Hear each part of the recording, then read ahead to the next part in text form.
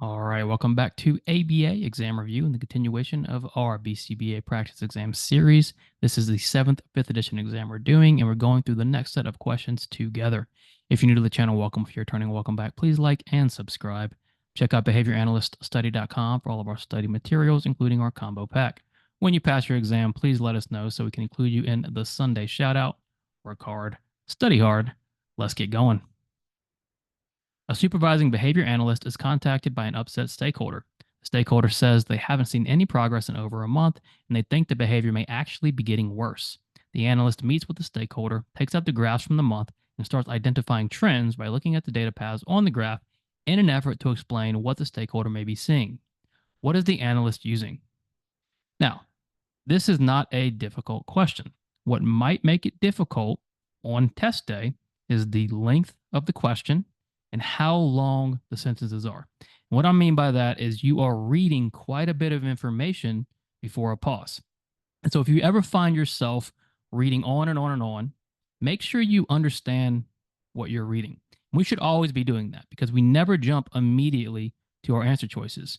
We always assess the question first so we know what exactly is going on.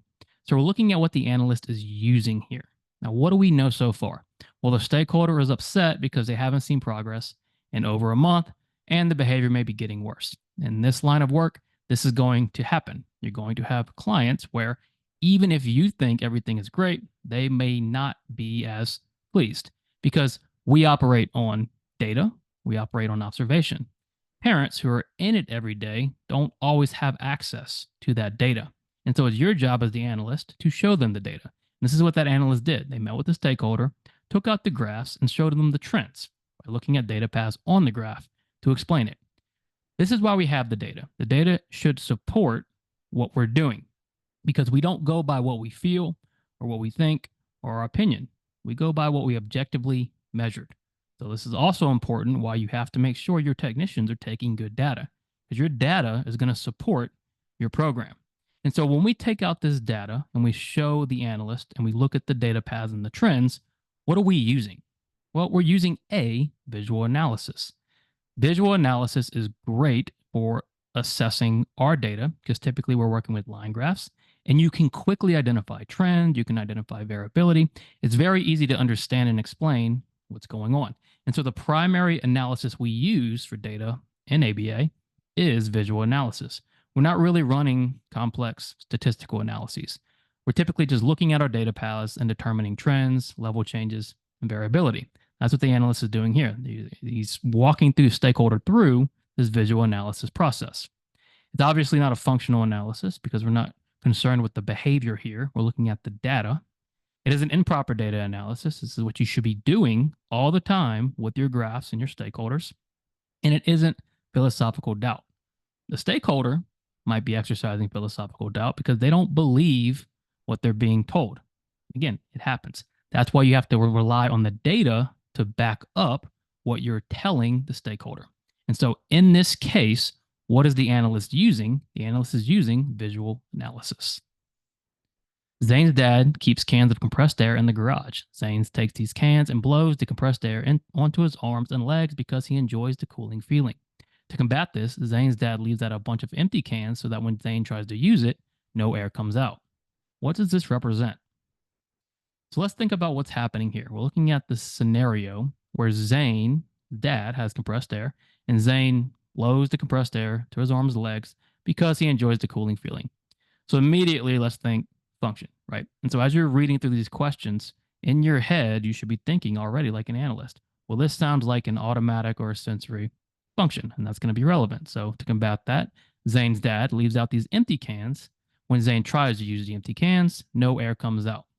So previously, Zane would take a can, he would spray the air on himself, he would get the consequence of the cooling feeling. Now, when Zane sprays the can, nothing comes out. What does this look like? Well, it looks like extinction.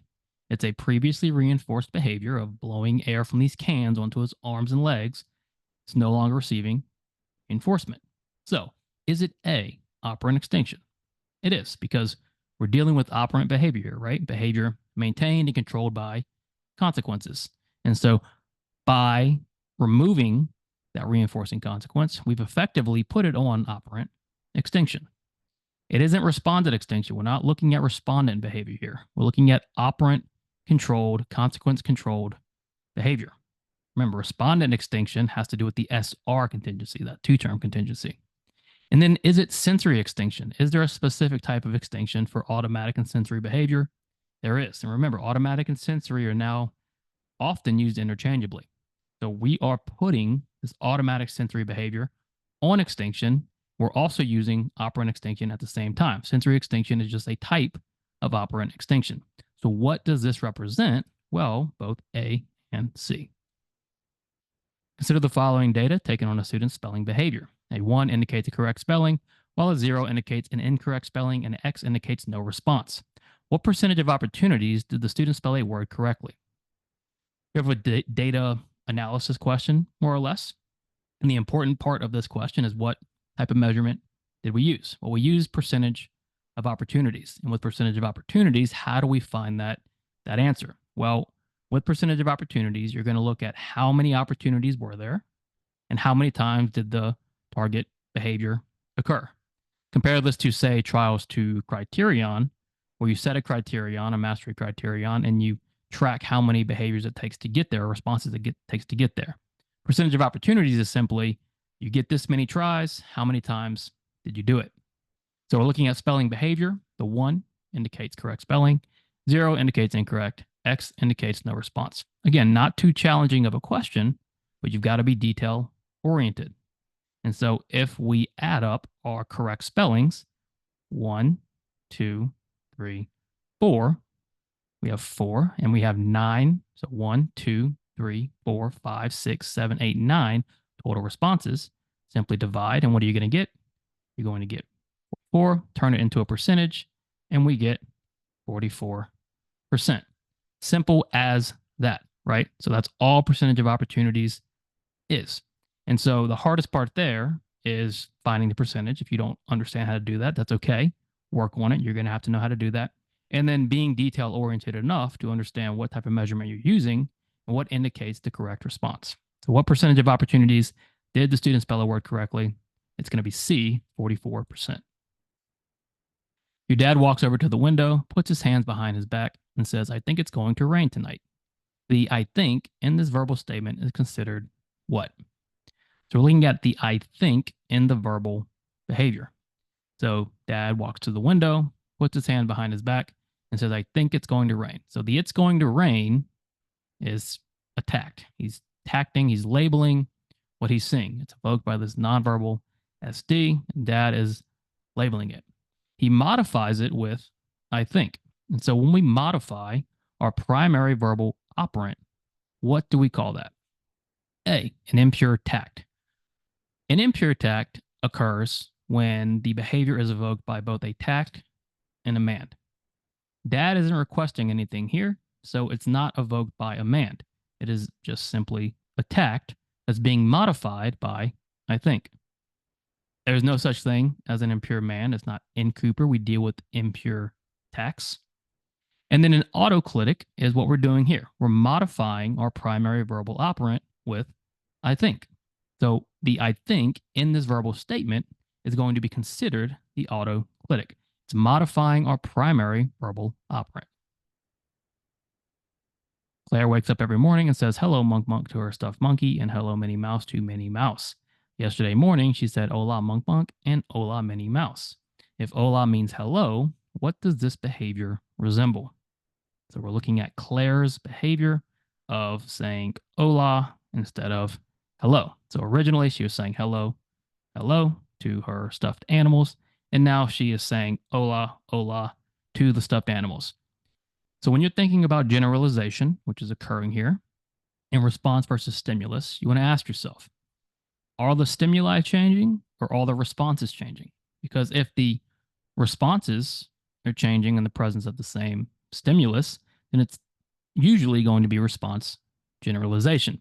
If you're dealing with multiple stimuli and the response is staying the same, typically you're going to be generalizing across stimuli. So in this case, Claire says hello to the stuffed animals, and then she says hola. So if we have our stuffed animals or our stimuli, we have one response, and then we have the other response, which is hello and hola. So in this case, this behavior is going to be response generalization. We have this new response emerging in the presence of the same stimulus. It's not overgeneralization because it's not occurring at an appropriate time or inappropriate time, and it's not occurring too often. The generalization is fine. And we don't know if it's maintenance because we're not sure if teaching was involved. With response generalization, the new responses typically emerge untaught.